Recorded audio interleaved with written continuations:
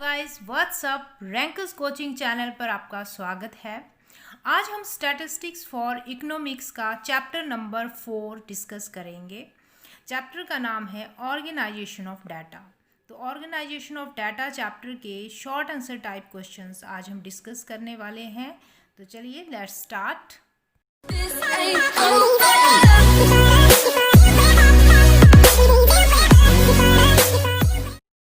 First question है what is meant by statistical series, give the name of the statistical series. तो statistical series means arrangement of data according to some logical order is termed as statistical series. यानी कि जो भी data हमारे पास पड़ा है उसको हम किसी लॉजिकल ऑर्डर में अरेंज करें। अगर हम नंबर्स में किसी न्यूमेरिक नंबर में अगर हम डाटा को अरेंज करते हैं या फिर किसी डेमोग्राफिक बेस पर हम डाटा को अरेंज कर रहे हैं या फिर डाटा के जो भी एट्रीब्यूट्स हैं उसके आधार पर हम डाटा को किसी ऑर्डर में अरेंज कर रहे हैं, तो उस अरेंजमेंट को हम स्टैटिस्टिकल सीरीज़ कहेंगे। ठीक है। अब कहते हैं कि स्टैटिस्टिकल सीरीज़ के नाम बताइए। तो स्टैटिस्टिकल सीरीज़ तीन तरह की होती हैं, individual series and second is frequency series. And frequency series में आती हैं discrete series and series with class intervals. तो ये जो इंडिविजुअल सीरीज़ है इसमें हर एक आइटम को अलग से सेपरेटली दिखाया जाता है। मान लो कि एक क्लास के 5 बच्चों के मार्क्स हमारे पास गिवन है, तो इंडिविजुअल सीरीज़ में हम यहाँ पर इंडिविजुअल सीरीज़ में हम 1 2 3 4 5 इस तरह से नंबर्स डाल देंगे, रोल नंबर होंगे उनके या नंबर्स डाल देंगे और उनके आगे मार्क्स लिख देंगे। ठीक है, तो ये मार्क्स आ जाएंगे। एंड इसके मान लो 30 हैं, यहाँ 25 एंड थर्ड रोल नंबर है उसके 15 है एंड नेक्स्ट के 10 है एंड फिफ्थ रोल नंबर के 20 हैं। तो इस तरह से सेपरेटली हर एक आइटम्स को जब दिखाया जाता है तो वो इंडिविजुअल सीरीज़ होगी। नेक्स्ट है फ्रीक्वेंसी सीरीज़। फ्रीक्वेंसी सीरीज़ में फर्स्ट आ जाती है डिस्क्रीट सीरीज़। तो डिस्क्रीट सीरीज़ में हर एक आइटम्स का फ्रीक्वेंसी दिया जाता है। फ्रीक्वेंसी मीन्स कि कितनी बार कोई आइटम अपने आप को रिपीट कर रही है। एक क्लास के हमारे पास मार्क्स गिवन हैं, मार्क्स हैं जैसे कि मान लो 11 मार्क्स हैं, फिर 12 एंड 14 हैं एंड 16 हैं एंड 20 मार्क्स हैं। तो ये 11 मार्क्स जो क्लास में है, पूरी क्लास में, तो वो कितने बच्चों के 11 मार्क्स हैं, मतलब कितने बच्चे ऐसे हैं जिनके 11 मार्क्स आए हैं। तो हमने देखा कि 3 बच्चे ऐसे हैं जिनके 11 मार्क्स आए हैं। ठीक है, इसी तरह से 12 मार्क्स कितने बच्चों के आए हैं वो देखा, सिर्फ एक बच्चा ऐसा है, एक स्टूडेंट ऐसा है जिसका कि सिर्फ 12 मार्क्स आए हैं। इसी तरह से हम 14 के देखते हैं, तो यहाँ पर 4 स्टूडेंट्स ऐसे हैं जिनके 14 मार्क्स आए हैं। इसी तरह से 16 के जब हमने देखे तो 5 हैं एंड 20 के 2 हैं। तो यानी कि हर एक आइटम अपने आप को कितनी बार रिपीट कर रही है, जितनी बार रिपीट कर रही है, कितने टाइम्स रिपीट करती है, वो होगी फ्रीक्वेंसी। ठीक है, जो रिपीट करेगी अपने आप को आइटम्स उसको हम फ्रीक्वेंसी बोलेंगे और ये आइटम होगी, इसको हम मार्क्स लिख देते हैं। ठीक है, तो इस तरह से फ्रीक्वेंसी के साथ जो सीरीज़ दिखाई जाएंगी वो होंगी discrete series. And next series हमारे पास आती है सीरीज़ विद क्लास इंटरवल्स। तो क्लास इंटरवल्स में हम एक रेंज ले लेते हैं, जैसे कि मान लो 10 से 15, 15 से 20, 20 से 25, इस तरह से। यानी कि मान लो ये मार्क्स हैं, तो 10 से 15 मार्क्स के बीच कितने बच्चों के मार्क्स आए हैं। तो मान लो ये 4 मार्क्स बच्चे ऐसे हैं, 4 स्टूडेंट्स ऐसे हैं जिनके 10 से 15 मार्क्स के बीच मार्क्स आए हैं। और फिर 15 से 20 मार्क्स कितने बच्चों के आए हैं, 3 के आए हैं। इसी तरह से 20 to 25 अगर हम देखें तो 5 बच्चे ऐसे हैं जिनके 20 से 25 मार्क्स उन्होंने रिसीव किए हैं, अटेन किए हैं। तो इस तरह से अगर हम रेंज में किसी डाटा को दिखाते हैं तो वो होगी सीरीज़ विद क्लास इंटरवल्स। और अगर फ्रीक्वेंसी दिखा रहे हैं, यहाँ ये भी फ्रीक्वेंसी ही है, जहाँ क्लास इंटरवल्स हम दिखा रहे हैं ये भी फ्रीक्वेंसी है। लेकिन अगर हम एग्जैक्ट नंबर बता रहे हैं, जैसे कि यहाँ 11 मार्क्स हैं तो 3 बच्चों के हैं, 12 हैं, 1 के हैं, और यहाँ पर कॉन्टीन्यूस जो सीरीज़ है क्लास इंटरवल्स में हम एक पूरी रेंज ले रहे हैं, 10 से 15 मार्क्स। 10, अब इन 4 बच्चों के 10, 11, 12, 13, 14, 15 तक कितने भी मार्क्स हो सकते हैं। मतलब कि एक स्टूडेंट जिसके 11 मार्क्स हैं वो भी इस रेंज में आ जाएगा, और एक स्टूडेंट जिसके 15 मार्क्स हैं, 14 मार्क्स हैं, वो भी इस रेंज में आ जाएगा। तो ये क्लास इंटरवल सीरीज़ है। चलिए नेक्स्ट क्वेश्चन देखते हैं। सेकंड क्वेश्चन है, what is meant by classification of data, state it's objectives. Classification of data क्या है? तो classification is the process of arranging the data into similar groups, यानी कि जो भी डाटा होगा उसको सिमिलर ग्रुप्स में, जो एक जैसे जो डाटा होगा सिमिलर, जिनके एट्रीब्यूट्स होंगे उनको अलग ग्रुप में रख दिए जाएंगे, यानी कि सेम टाइप ऑफ डाटा के अलग अलग ग्रुप बना दिए जाएंगे। तो ये अलग अलग ग्रुप जो बनाए जाएंगे, इसी प्रोसेस को हम कहते हैं क्लासिफिकेशन करना। ठीक है। And according to their common feature this arrangement of data helps the users in further analysis and comparison। तो ये जो भी हमने सिमिलर ग्रुप बनाए हैं वो according to their common features हैं। एक जैसे फीचर्स का डाटा एक जगह रख दिया जाएगा और अलग एट्रीब्यूट्स का डाटा अलग ग्रुप उसका बना दिया जाएगा। तो इस तरह से अलग अलग ग्रुप्स जो हैं वो डाटा के बन जाएंगे। वो हो गया क्लासिफिकेशन। और इस अरेंजमेंट से क्या है फ़ायदा कि फर्दर अगर हमें एनालाइज करना है या हमें कंपैरिजन करना है डाटा का, तो वो ज़्यादा इजी हो जाता है क्लासिफिकेशन के थ्रू।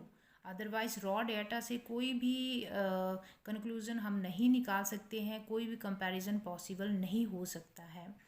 अब है स्टेट इट्स ऑब्जेक्ट। ऑब्जेक्ट क्या क्या हैं क्लासिफिकेशंस के? It helps in comparison. तो क्लासिफिकेशन अगर किया होगा डाटा का तो आगे कंपैरिजन करना इजी हो जाता है, क्योंकि जो भी अनग्रुप्ड एंड स्कैटर्ड डाटा है उसको हम कंपेयर नहीं कर सकते हैं।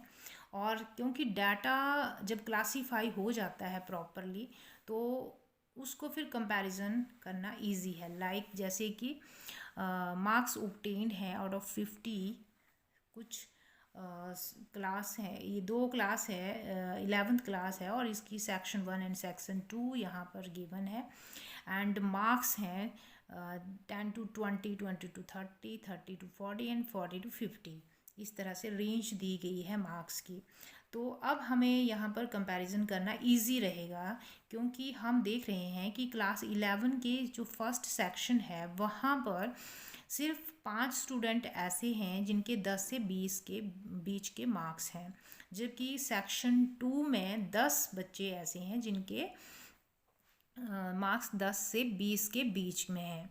तो इसी तरह से हम आगे भी देख सकते हैं, जैसे 40 से 50 मार्क्स सिर्फ सेक्शन 1 में 5 बच्चे ऐसे हैं जिनके 40 और 50 के बीच मार्क्स आए हैं, जबकि सेक्शन 2 में 15 स्टूडेंट्स ऐसे हैं जिनके मार्क्स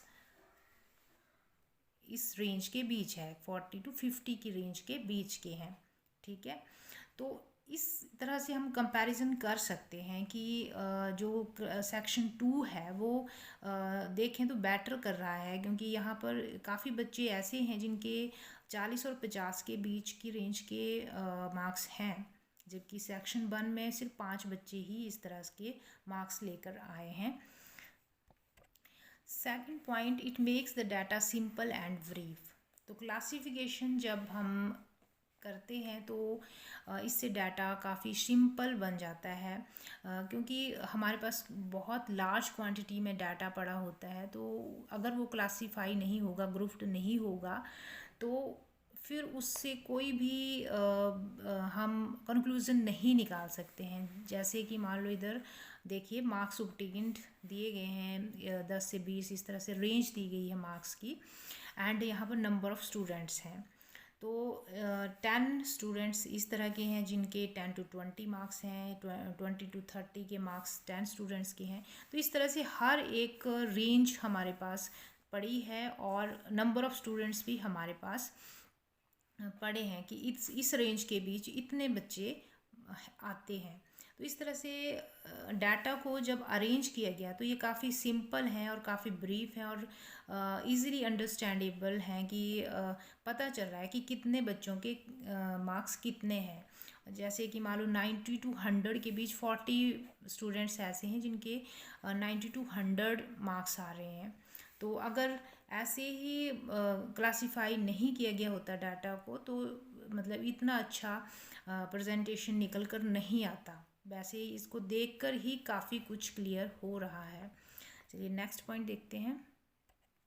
अगर डाटा का क्लासिफिकेशन हुआ होगा तो उसके थ्रू हम टेबल वगैरह बना सकते हैं, उसके आगे उसको ग्राफ वगैरह बना सकते हैं, उसके बेटर प्रेजेंटेशन उसकी कर सकते हैं। तो हम बोल सकते हैं कि it helps in to reveal the basic tabulation, we can convert the data in tables only through the classification. And fourth one is it helps in point out of similar and diverse data. तो classification से हमें similar data का पता चलता है कि कौन कौन से डाटा एक तरह से हैं। तो चलिए नेक्स्ट क्वेश्चन देखते हैं। क्वेश्चन नंबर 3 है मेंशन टू सीरीज, 2 सीरीज बताइए from the point of view of their construction. Construction के पॉइंट ऑफ व्यू से 2 सीरीज बताइए and give an example of each.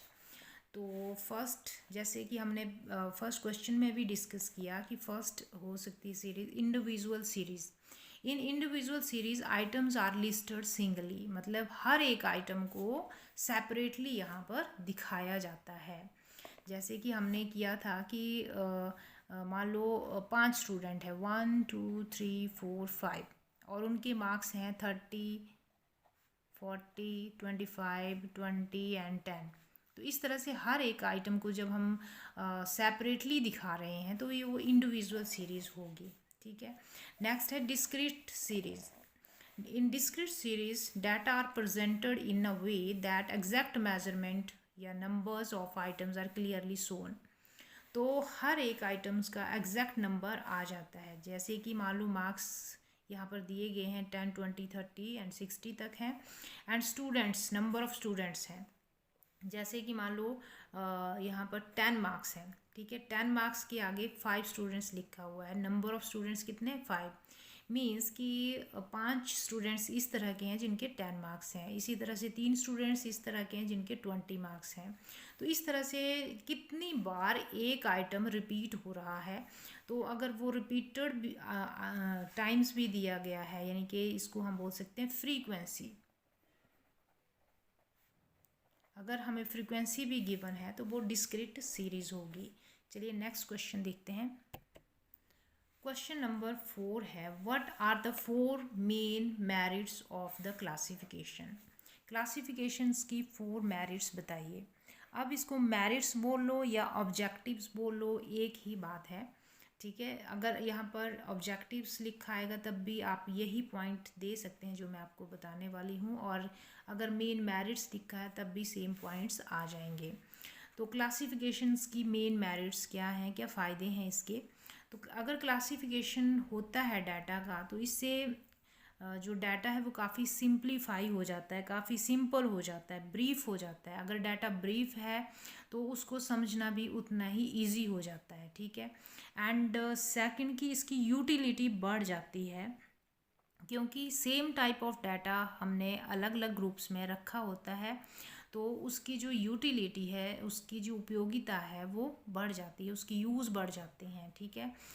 और क्लासिफिकेशन से कंपेरेबिलिटी भी बढ़ जाती है, क्योंकि हम जो डाटा जो भी अरेंज होता है उसको हम कंपेयर कर सकते हैं एक जैसे डाटा के साथ या सेम ईयर के डाटा के साथ या फिर प्रीवियस ईयर के डाटा के साथ भी, या फिर बाहर के जो भी सोर्सेज हैं उनसे भी हम उनका कंपैरिजन कर सकते हैं। मान लो कि हम कोई फर्म है हमारी, हम अपने जो भी डाटा है उसका कंपैरिजन बाहर की फर्म्स के साथ भी कर सकते हैं। तो कंपेरेबिलिटी कई तरह से इसकी बढ़ जाती है क्लासिफिकेशन करने से।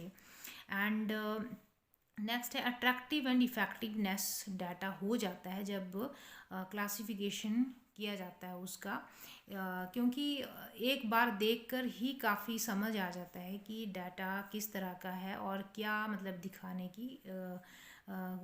क्या दिखाने की कोशिश हो रही है इधर। तो क्लासिफिकेशन के ये फ़ायदे हो सकते हैं, काफ़ी इफ़ेक्टिव बन जाता है डाटा। एंड साइंटिफिक अरेंजमेंट यहाँ पर हो जाता है क्लासिफिकेशन के थ्रू, क्योंकि इससे रियलेबिलिटी बढ़ जाती है, क्योंकि डाटा फुली अरेंज होगा साइंटिफिक मैनर से। उसको जब हम अरेंज करेंगे कोई किसी एट्रीब्यूट के बेस के ऊपर, या न्यूमेरिकली हम उसको अरेंज कर रहे हैं या डेमोग्राफिकली उसको अरेंज कर रहे हैं, तो उसकी रियलेबिलिटी बढ़ जाती है। ठीक है, तो ये इसके कुछ फ़ायदे हैं। चलिए नेक्स्ट क्वेश्चन देखते हैं। क्वेश्चन नंबर 5 है what is frequency distribution. Frequency distribution क्या है? What are the main points underlying the construction of a frequency distribution. और कौन कौन से पॉइंट्स हमें ध्यान में रखने हैं जब हम फ्रीक्वेंसी डिस्ट्रीब्यूशन अंडरलाई करते हैं, बनाते हैं। तो frequency distribution data are classified और grouped into different classes with a range और लिमिट्स। तो फ्रीक्वेंसी डिस्ट्रीब्यूशन में डाटा को इस तरह से ग्रुप किया जाएगा, क्लासीफाई किया जाएगा डिफरेंट क्लासेस में, कि एक रेंज बन जाए, एक लिमिट बन जाए। ठीक है, जैसे कि रेंज मीन्स कि जैसे 10 से 15, 15 से 20, इस तरह से एक रेंज बनाना, उसको हम कहेंगे फ्रीक्वेंसी डिस्ट्रीब्यूशन। और ये उस टाइम रेंज बनाई जाती है जब एग्जैक्टली किसी आइटम्स को हम मेज़र नहीं कर पाते हैं, तो हम फिर रेंज वाला मेथड जो है वो यूज़ करते हैं, हम फ्रीक्वेंसी डिस्ट्रीब्यूशन करते हैं डाटा का। ठीक है, अब किस तरह से फ्रीक्वेंसी डिस्ट्रीब्यूशन किया जाएगा वो देखिए।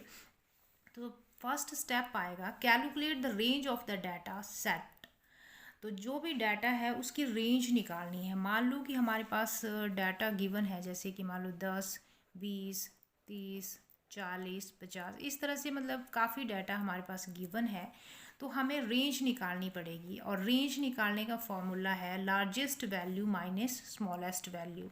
तो अब हमारे इस एग्जांपल में जो लार्जेस्ट वैल्यू है वो है 50 और स्मॉलेस्ट वैल्यू है 10। ठीक है, तो 50 में से अगर हम 10 माइनस कर दें तो हमारे पास 40 निकल कर आएगा, और ये 40 रेंज होगा। ठीक है, अब फर्स्ट स्टेप में तो हमने रेंज फाइंड आउट की। अब हम सेकंड स्टेप देखते हैं। तो सेकंड स्टेप में divide the range by the number of groups you want and then round up. तो जो भी रेंज निकल कर आया, जैसे कि अभी हमने किया, जो भी हमारे पास रेंज निकल कर आई, हमारे पास रेंज निकल कर आई थी 40। ठीक है, तो 40 को जितने भी ग्रुप्स में हम चाहते हैं कि कितने ग्रुप्स में इसको डिवाइड करना है, वैसे 6 to 7 जो है एक आइडियल नंबर है, लेकिन मान लो कि हम इसको 4 ग्रुप्स में इसको हम बांटना चाहते हैं, तो अब हम इसको कर देंगे 4 से डिवाइड, तो ये आ जाएगा 10। ठीक है, अगर मुझे इसको 5 ग्रुप्स में करना है। आज के लिए सिर्फ इतना ही, बाकी क्वेश्चन हम नेक्स्ट वीडियो पार्ट 2 में करेंगे। तो वीडियो को लाइक शेयर करें एंड रैंकर्स कोचिंग चैनल को सब्सक्राइब करना बिल्कुल भी ना भूलें। Thanks for watching.